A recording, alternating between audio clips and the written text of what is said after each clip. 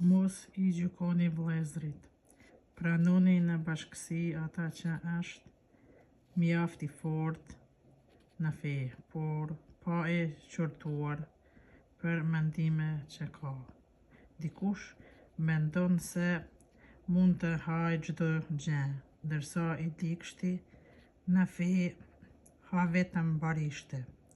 Ai që ha, mos të përbuzën atë që nuk ha, por edhe ai që nuk ha mos ta gjykoj keq atë që ha, sepse hyj e ka punuar për të vetin.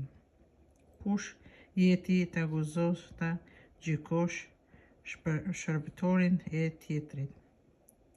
Si në qëndrojmë në këmbë, si në u rëzoft, është puna e zotërisë së tij, por se do të qenë roj sepse Zoti është I Zoti t'ia qes dorën, në mënyrë që të mos rëzohet.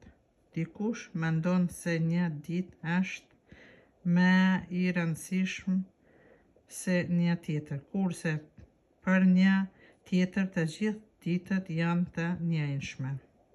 Secili veç të jetë plotësisht I bindur në mendimin e vet.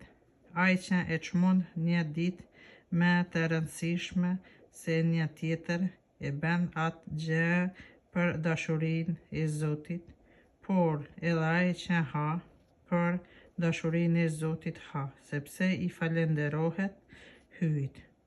Po, edhe ai që nuk ha për dashurinë e Zotit nuk ha, dhe I falenderohet hyjt.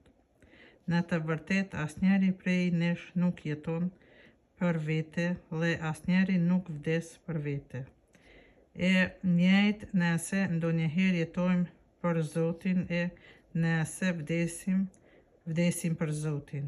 Në qoftë se jetojmë në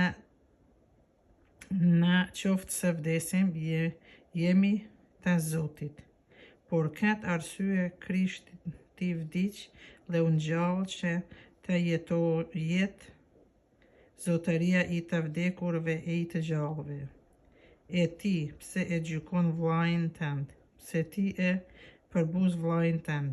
Të gjithë, pra do të qëndrojmë para gjykatores së hyjt, sepse Shkrimi Shenjtë thotë: Pasha jetën time, thot Zoti, para meje do të përkullet çdo gjuhë, dhe çdo gjuhë do të lavdroj hyjun.